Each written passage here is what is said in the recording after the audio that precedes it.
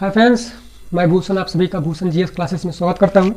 हमारा टॉपिक चल रहा है मुगल वंश। मुगल वंश में अभी तक हमने मुगल वंश के शक्तिशाली शासकों को देख लिया है। अब हम देखेंगे उत्तर मुगल वंश जो 1707 से 1857 की क्रांति तक चलता है।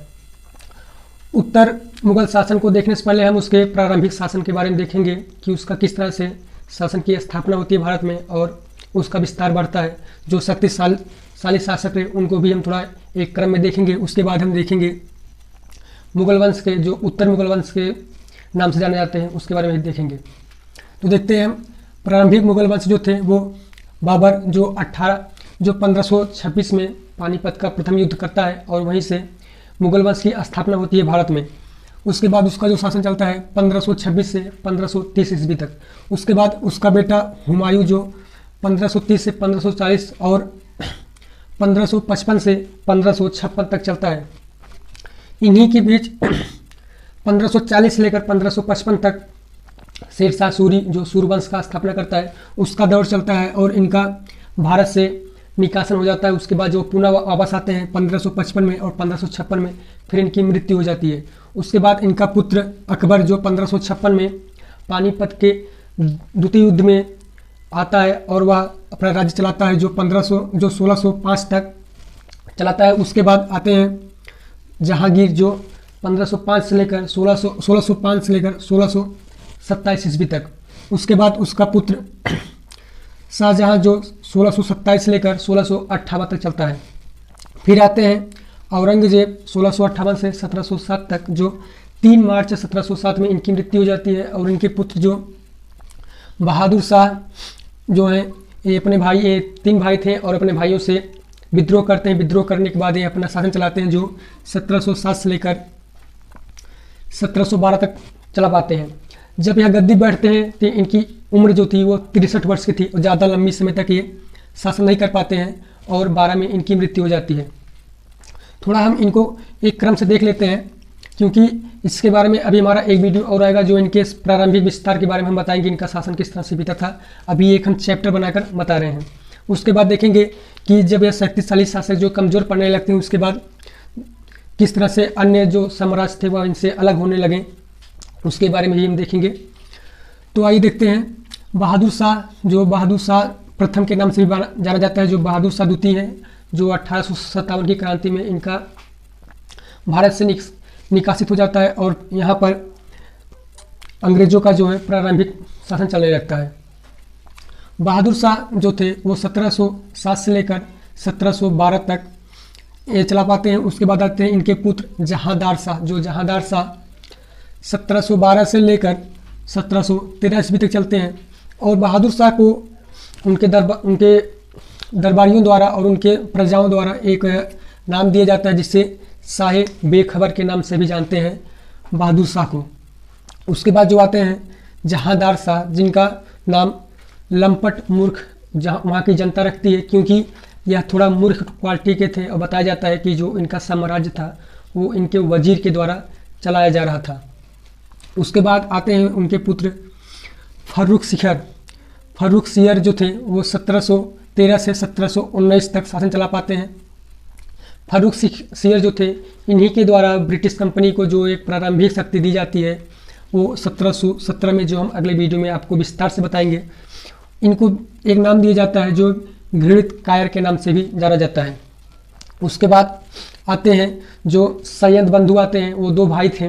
उन बताया जाता है कि वो राजाओं को बनाने में बहुत ज़्यादा उनका योगदान था और उन्होंने फर्रुख सियर को एक संधि के द्वारा पराजित कर देते हैं और फिर बैठाते हैं रफ़ी उद दर्जात को, जो 1719 में बैठता है। बताया जाता है कि यह फरवरी में बैठता है और सितंबर तक इसकी मृत्यु हो जाती है। इससे टीबी हो जाता है और यह सितंबर में ही इसकी मृत्यु हो जाती है। उसके बाद फिर आता है रफ़ी उद दौला जो 1719 में बैठता है सितंबर में और नवंबर तक जाते जाते इसकी भी मृत्यु हो जाती है किसी रोग के कारण।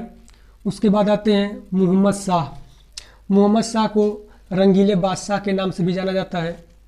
रंगीला बादशाह वहाँ की जनता इनको संबोधित करती है। वही जो थे सैयद बंधु जो थे उन्होंने मोहम्मद शाह को गद्दी पर बैठाते हैं, लेकिन मोहम्मद शाह जो था ये अलग क्वालिटी का था, इन लोगों के जैसा नहीं था।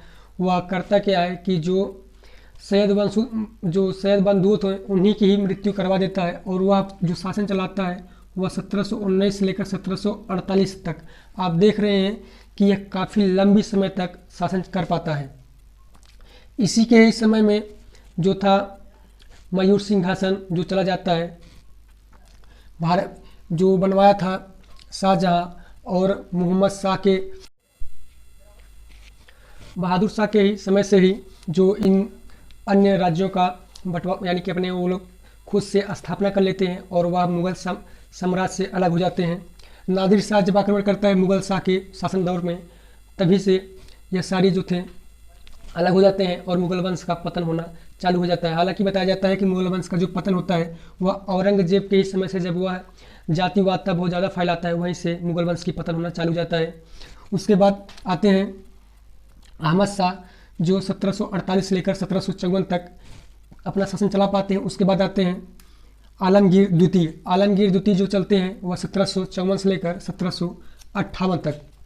उसके बाद उनका पुत्र आता है शाह आलम द्वितीय जो 1759 से 1759 से लेकर 1706 ईस्वी तक इसका शासन रहता है। उसके बाद अकबर द्वितीय जो आते हैं वह 1706 से लेकर 1806 से लेकर 1837 ईस्वी तक इनका शासन दौर रहता है। उसके बाद बहादुर शाह द्वितीय, जिसे बहादुर शाह जफर के नाम से भी जानते हैं, इसे 1837 से लेकर 1857 की क्रांति तक यह चल पाता है, और उस क्रांति में इसकी जो हार होती है उसके बाद अंग्रेजों द्वारा इसे रंगून भेज देते हैं और वहीं पर इसकी मृत्यु हो जाती है।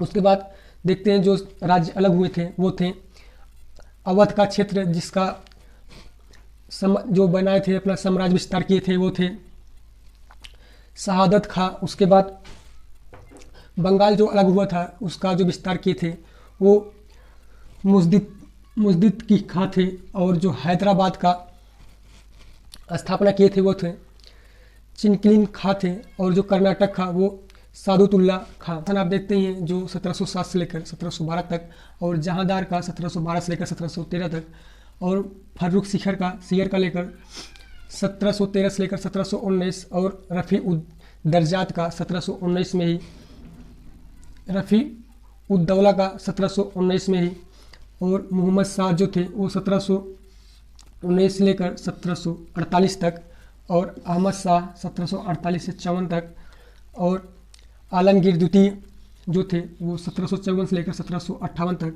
शाह आलम द्वितीय 1759 से लेकर 1806 तक, अकबर द्वितीय 1806 से 37 तक, और बहादुर शाह 1837 से लेकर 1857 की क्रांति तक। तो अभी ये हमारा उत्तर मुगल पर पहला वीडियो है। दूसरा वीडियो जो आएगा उसमें हम उत्तर मुगल के जितने भी शासक हैं इन सभी को एक विस्तार से बताएंगे। Thank you.